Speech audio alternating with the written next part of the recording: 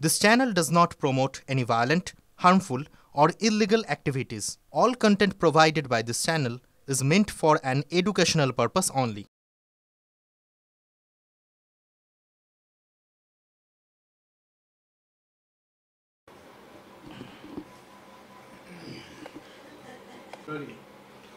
মুর্শিদাবাদ নিয়ে স্বরাষ্ট্র মন্ত্রকের রাজ্যপাল একটা রিপোর্ট পাঠিয়েছেন, যেখানে তিনি বলছেন যে গোটা ঘটনাটা পূর্ব পরিকল্পিত এবং স্থানীয় প্রশাসনের ব্যর্থতার জন্যই এটা ঘটেছে এবং ধর্মীয় পরিচয়ের ক্ষেত্রে রাজনৈতিক শোষণ রয়েছে। রাজ্যের শাসন ব্যবস্থা ভেঙে পড়লে কেন্দ্রীয় সরকারের হস্তক্ষেপ করতে বলা হয়েছে রিপোর্টে, এবং তার পাশাপাশি মালদা এবং মুর্শিদাবাদে কেন্দ্রীয় বাহিনীর নজরদারি বাড়ানো এবং সেটা যাতে পাকাপাকিভাবে থাকে সেই ব্যবস্থাও, এবং ধারাবাহিকভাবে যদি প্রশাসন এইভাবে ব্যর্থ হয় তাহলে ৩৫৬ ধারা জারির কথাও বলছেন, সুপারিশ করছেন। এতদিন পশ্চিমবাংলায় ৩৫৬ জারি করার কথা শুভেন্দু অধিকারী বলতেন।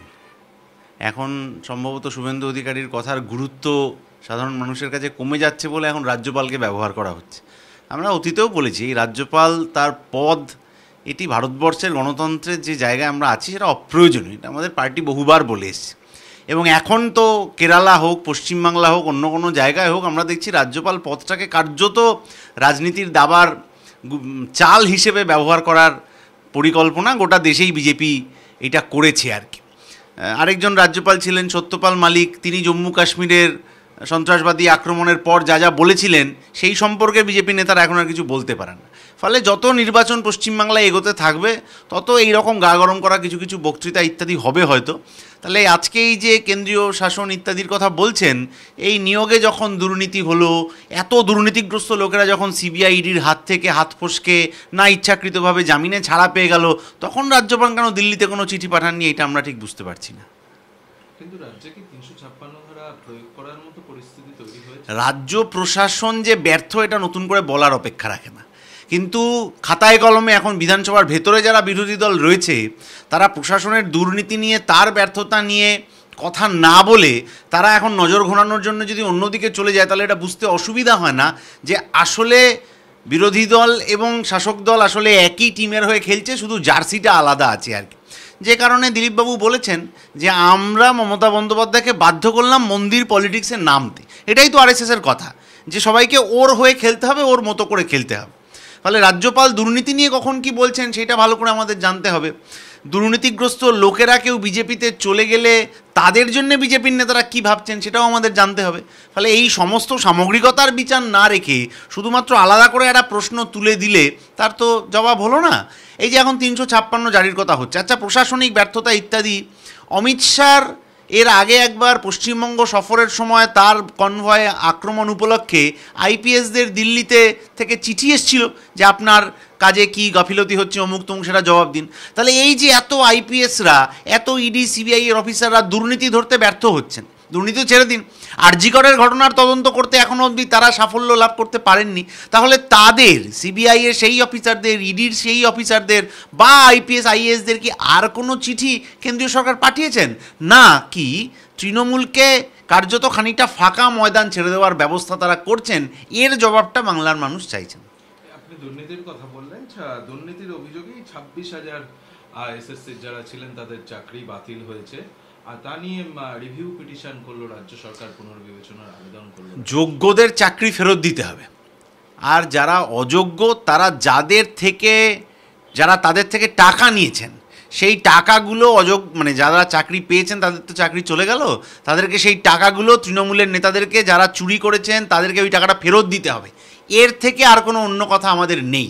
তাহলে কিভাবে যোগ্যদের চাকরির ব্যবস্থা করা হবে আর কিভাবে ওই লুট করার টাকাটা আবার সেই মানুষের কাছে ফেরত দেওয়া হবে তার ব্যবস্থা করার জন্য কোথায় কি পিটিশন করতে হবে, তৃণমূল সেটা কিভাবে পিটিশন করে সেইটা আমরা দেখতে চাই। মুর্শিদাবাদের শামসেরগঞ্জে যারা আক্রান্ত হয়েছিলেন এই সাম্প্রতিক অশান্তির ঘটনায়, তাদেরকে সল্টলেকে এনে রাখা হয়েছিল, সেখানে পুলিশ হামলা করেছে বলে অভিযোগ। এই মুহূর্তে শামসেরগঞ্জের এই সমস্ত পরিবার, হরগোবিন্দ দাস, চন্দন দাসের পরিবার সহ অনেকেই বিরোধী দলনেতা শুভেন্দু অধিকারীর অফিসে আশ্রয় নিয়েছেন। বিরোধী দলনেতার অফিসে আশ্রয় নিয়েছেন, সেখান থেকে তো অবিলম্বে তাদের পুলিশের কাছে গিয়ে এই ঘটনা কি হয়েছে না হয়েছে সেটার একটা লিখিত বয়ান দেওয়া উচিত, যে এই পশ্চিমবাংলায় পুলিশ কোথাও নিষ্ক্রিয় থাকে, কোথাও তারা অতি সক্রিয় হয়ে যায়। ফলে এই নিষ্ক্রিয়তা এবং অতি সক্রিয়তার মাঝখানে যে লাইনটা থাকে, সেই মাঝের লাইনটা হচ্ছে তৃণমূল নেতাদের ফোন বা হোয়াটসঅ্যাপ।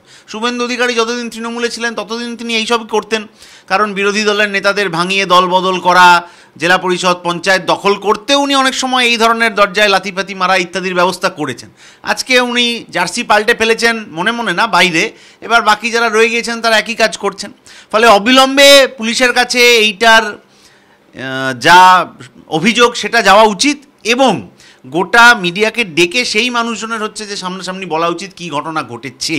এবং এই যে ঘটনা ঘটল, এই গত কয়েকদিন ধরে টানা এই ঘটনা ঘটে যাচ্ছে, মুর্শিদাবাদ থেকে আরম্ভ করে কাশ্মীর ইত্যাদি, এই গোটা ঘটনার মধ্যে ধর্ম যাতে কোনোভাবে মাঝখানে এই রাজনীতির চাল হিসেবে ব্যবহৃত না হয়, সেটাও বাংলার মানুষের, বাংলার প্রশাসনের দেখা উচিত। ঘটনাচক্রে আগামীকালই মুখ্যমন্ত্রী মমতা বন্দ্যোপাধ্যায় সেখানে যাওয়ার কথা এবং ক্ষতিগ্রস্ত পরিবারের হাতে আর্থিক সাহায্যও তুলে দেওয়া। আর্থিক সাহায্যটা খুব বড় কথা নয় তো। আমি বারবারই দেখছি যে মুখ্যমন্ত্রী এবং বিরোধী দলনেতা আর্থিক সাহায্য, এই আমার টাকাটা নিল কি, ও আমার টাকাটা নিল না, এই সব বলে খুব বাহবা কুড়াতে চাইছেন। এটা কলার তোলার বিষয় নয়। যেখানে একটা ঘটনা ঘটলো সেখান থেকে অনেকটা দূরে গিয়ে সেইখানে দাঙ্গা লাগলো, ঝামেলা হলো, যেখানে আগে কখনো এই ধরনের ঝামেলার ইতিহাস হয়নি। তাহলে এর পিছনে কি ঘটনা ছিল? কেন পুলিশকে 4 দিন 5 দিন অপেক্ষা করতে হলো কারফিউ জারি করার জন্য? কেন পুলিশকে অপেক্ষা করতে হলো? সিসিটিভিতে দেখা যাচ্ছে যে অমুক জায়গায় লুট হয়ে যাচ্ছে, আশেপাশের পুলিশ ফাঁড়ি টাড়ি ইত্যাদি কোথায় ছিল?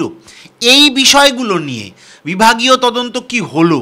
পুলিশের শুধুমাত্র নিচুতলার সিভিক কি এসআই টেসআই এর ব্যাপার নয়, ওপরতলার পুলিশ কর্তারা সেই সময় কি অ্যাকশান নিয়েছিলেন, কি অ্যাকশান টেকেন রিপোর্ট তারা পুলিশ প্রশাসনের কাছে দিয়েছিলেন, সেইগুলো আজ অবধি আমাদের কাছে এসে পৌঁছায়নি।